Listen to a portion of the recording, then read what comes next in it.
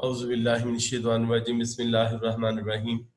अस्सलाम वालेकुम dear students. आज का हमारा लेक्चर चैप्टर नंबर 12 न्यूट्रिशन। तो स्टूडेंट, इस चैप्टर को हमने लॉन्ग क्वेश्चन के लिहाज से, शॉर्ट आंसर क्वेश्चन के लिहाज से और एमसीक्यूज के लिहाज से प्रिपेयर करना है। तो सबसे पहले हम देखेंगे कि स्मार्ट सिलेबस के कंटेंट्स कौन कौन से हैं।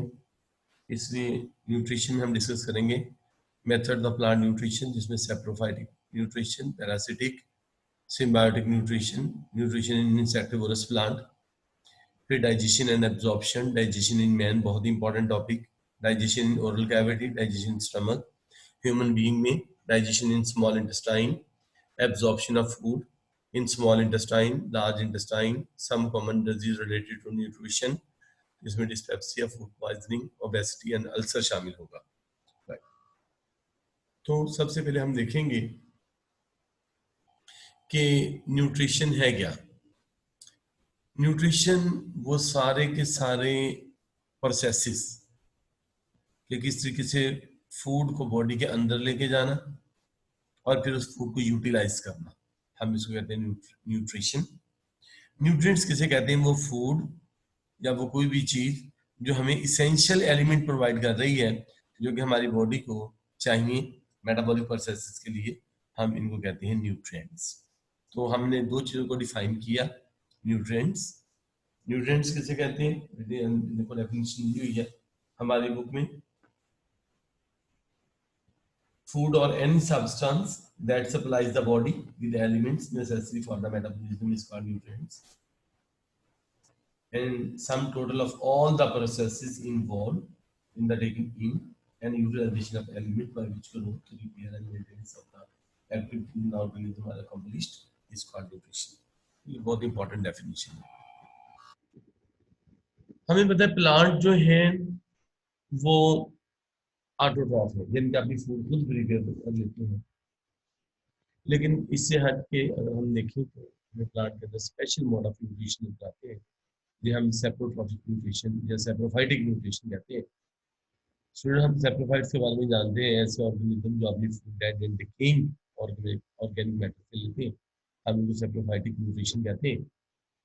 सेप्रोफाइटिक प्लांट में हमें जो सबसे कॉमन एग्जांपल मिलती है वो मोनोट्रोपा है। मोनोट्रोपा सेप्रोफाइटिक प्लांट। तो ये सेप्रोफाइटिक प्लांट में जो मोनोट्रोपा है, ये प्लांट क्या करते हैं? एक्स्ट्रा सेलुलर एंजाइम प्रोड्यूस करते हैं, are produced by the plant which digest the decaying matter and absorbs low level products back into the cell. पहले ये बॉडी से बाहर एंजाइम प्रोड्यूस करते हैं, बिल्कुल फंगस की तरह, और फिर बाद में ये अपने नेसेसरी जो प्रोडक्ट्स होते हैं, सॉल्युबल प्रोडक्ट्स, उनको एब्जॉर्ब कर लेते हैं। इनके साथ साथ कुछ एंजाइम प्रोड्यूस करते हैं, कुछ बैक्टीरिया भी ब्रेक डाउन करते हैं कॉम्प्लेक्स ऑर्गेनिक मैटर को, जिससे फिर रूट्स के जरिए प्लांट अपने कंपोनेंट्स को जो रिक्वायर्ड होते हैं एब्जॉर्ब कर लेते हैं। इन एग्जांपल में हमें nitrogen fixation in the root nodules और मशरूम, राइजोपस वगैरह फंगस इनमें शामिल है। पैरासिटिक न्यूट्रिशन, हमें कुछ ऐसे प्लांट भी नजर आते हैं जो कि पैरासाइट है। सबसे पहले मैं पैरासाइटिक प्लांट की आपको एग्जांपल दे दूं, जिसे हम कहते हैं डोडर कस्कुटा, जिसे हम उर्दू में आकाश बेल भी कहते हैं। आकाश बेल, ये देखेंगे डायग्राम में आपको, ये डायग्राम में हमें ब्राउन ब्राउन कलर की जो स्ट्रक्चर नजर आ रहे हैं, ये आपको देखिए ब्राउन ब्राउन, ये कस्कुटा प्लांट है, कस्कुटा रिफ्लेक्सा, जो कि दूसरे लिविंग ट्रीज के ऊपर, लिविंग प्लांट्स के ऊपर ये ग्रो करता है और वहां से अपनी पैरासिटिकली फूड एब्जॉर्ब करता है, ये डोडर, इनमें कस्कुटा। इसके साथ साथ एक और प्लांट मिस टेलियोटो, मिस टेलियोटो, ये भी प्लांट है जो कि पैरासिटिकली अपनी फूड जो एब्जॉर्ब करता है। तो पैरासिटिक पैरासाइट्स किसी ऑर्गेनिज्म को कहते हैं? वो ऑर्गेनिज्म जो दूसरे लिविंग ऑर्गेनिज्म से अपनी फूड लेता है, तो उसका हमें पता है। तो इसमें पैरासिटिक प्लांट की मैंने एग्जांपल दे दी आपको, जिसमें डोडर यानी कि कस्कुटा एंड मिस क्योटो, ये दो प्लांट हैं। मिस क्योटो को मैं स्पेल आपको बता दूं, MISTLEPOE, फिर सुने, MISTLEPOE, ये प्लांट, ये पैरासिटिक प्लांट और इसके साथ साथ कस्कुटा। ये पक्सीनिया जो है हमें फंगस नजर आ रहा है, ये भी आपको पता है कि पैरासाइटिक ऑर्गेनिज्म के तौर पर ग्रो करता है। इसके साथ साथ सिम्बायोटिक न्यूट्रिशन सिम्बायोसिस के बारे में हमें पता है कि दो ऑर्गेनिज्म के बीच में एसोसिएशन है, दो ऑर्गेनिज्म मिलके रह रहे हैं, इनको कहते हैं सिम्बायोट्स, और अगर वो दोनों एक दूसरे को फायदा पहुंचा रहे हैं तो हम उनको फिर कहते हैं म्यूचुअलिस्ट। तो यहाँ पे हमें सिम्बायोटिक एसोसिएशन में लाइकन नजर आ रहे हैं, एल्गी और फंजाई मिलकर रह रहे हैं, हमने पहले भी डिस्कस किया। एल्गी फूड प्रिपेयर करते हैं, फंगस को प्रोटेक्शन प्रोवाइड करते हैं। माइक्रोराइजल एसोसिएशन हम फंगस में बहुत अच्छे तरीके से पढ़ चुके हैं। माइकोमीन फंगस, राइजी का लफ्ज रूट्स को रिप्रेजेंट करता है, ये फंगस और हायर प्लांट्स की रूट्स के बीच में एसोसिएशन है। इसी तरीके से अगर हम लेग्यूम प्लांट्स को देखें, लेग्यूम प्लांट, लेग्यूमिनस प्लांट, फली वाले पौधे, जिस तरह मटर है, इसके साथ साथ अमलतास है, और भी काफी प्लांट जो है ये लेग्यूमिनोजी के मेंबर हैं। इनकी रूट्स के ऊपर बैक्टीरिया ग्रो करते हैं, जो कि राउंड राउंड से स्ट्रक्चर हमें बनाते हुए नजर आते हैं। ये देखिए, ये आपको राउंड राउंड स्ट्रक्चर नजर आ रहे हैं लेग्यूम प्लांट की रूट्स के ऊपर। इन राउंड राउंड स्ट्रक्चर को हम कहते हैं रूट नोड्यूल्स। तो इसमें जो बैक्टीरिया है रूट नोड्यूल्स के अंदर है क्या, इन नोड्यूल्स के अंदर, इनके अंदर बैक्टीरिया रहते हैं जो कि नाइट्रोजन फिक्सेशन करते हैं। नाइट्रोजन की हमारी बॉडी को बहुत जरूरत है, लेकिन ये N2 की फॉर्म में होती है, जिसको प्लांट और एनिमल इस्तेमाल नहीं कर सकते। तो ये बैक्टीरिया क्या करते हैं, नाइट्रोजन को इस फॉर्म में लेके आते हैं, यानी कि नाइट्रेट की फॉर्म में नाइट्रोजन को, क्योंकि प्लांट एब्जॉर्ब करता है, प्लांट की ग्रोथ ज्यादा होगी, और जवाब में जो प्लांट है इसको रहाइश दे रहा है, इसको जगह, प्रोटेक्शन प्रोवाइड कर रहा है, यहाँ पे रहने के लिए जगह दे रहा है, तो दोनों ऑर्गेनिज्म को एक दूसरे से फायदा हो रहा है। ये लाइक एसोसिएशन आपको नजर आ रही है, ये माइक्रोराइजल एसोसिएशन आपको नजर आ रही है, right. Nutrition in insectivorous plant, ये लॉन्ग क्वेश्चन के तौर पर बहुत इंपॉर्टेंट आ जाता है, right note on nutrition in insectivorous plant. वो वाले प्लांट जो इंसेक्ट्स को खाते हैं, इनको हम इंसेक्टिवोरस प्लांट कहते हैं। दूसरी बात यह है कि सबसे इंपॉर्टेंट चीज है, इंसेक्ट्स को क्यों खाते हैं, इनको क्या जरूरत पड़ी है इंसेक्ट्स को खाने की। रीजन ये है कि ये जिस सॉइल में ग्रो कर रहे होते हैं वहां पे कुछ ऑर्गेनिक मैटर की, जिस तरह नाइट्रोजन वगैरह, उसकी डेफिशिएंसी होती है जिस सॉइल में ये ग्रो कर रहे होते हैं, तो इस वजह से ये इंसेक्ट्स वगैरह को खा के नाइट्रोजन की डेफिशिएंसी फुलफिल करते हैं।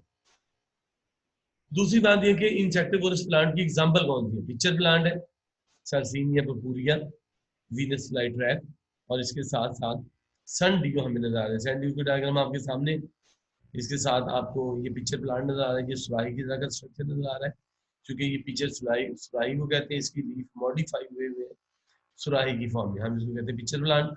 और ये वीनस फ्लाई ट्रैप, देखो ये फ्लाई को कैप्चर करने वाले इसके लीफ आपको नजर आ रहे हैं। ये तीन तरह के जो है ना वो हमें वालों ने एग्जाम्पल दी हुई है।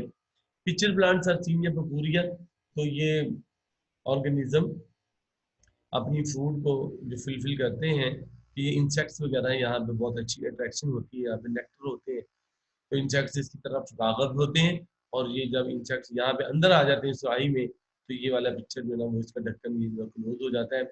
फिर इसकी दो तरीकों से डाइजेशन होती है, पहले तो सेल से बाहर एंजाइम प्रोड्यूस कर दिए जाते हैं यहाँ पे, ताकि यहाँ पे इसमें ऑर्गेनिज्म को ये जो इंसेक्ट्स वगैरह आए हैं उसको डाइजेस्ट किया जा सके, बाद में ये अपनी जरूरियात की चीजों को एब्जॉर्ब कर लेते हैं।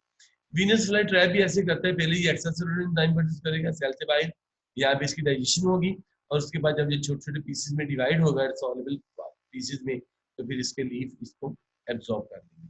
वीनस फ्लाई ट्रैप भी ऐसे करता है, देखो यहाँ पे ड्रैगन फ्लाई वगैरह को कैप्चर करने के लिए ये ऑर्गेनिज्म, ड्रैगन फ्लाई वगैरह जो यहाँ पे स्टिकी से स्ट्रक्चर होते हैं, जिसके साथ ऑर्गेनिज्म बहुत आसानी से आके अटैच हो जाता है, और इसके दोनों तरीकों से डाइजेशन होती है, एक्स्ट्रा सेलुलर भी, पहले सेल से बाहर और उसके बाद सेल से अंदर। तो ये इंसेक्टिवोरस प्लांट जो है इस तरीके से अपनी फूड को जो है ना वो हासिल करते हैं इंसेक्ट्स वगैरह से। नेक्स्ट है डाइजेशन एंड एब्जॉर्प्शन। डाइजेशन कहते हैं टेकिंग ऑफ डाइजेशन के different steps, ingestion, taking in of the complex food, body के अंदर लेके जाना फूड को, taken in of the food, ingestion कहते हैं। एनिमल का इंपॉर्टेंट ये करेक्टर है, ये एनिमल का खासा है।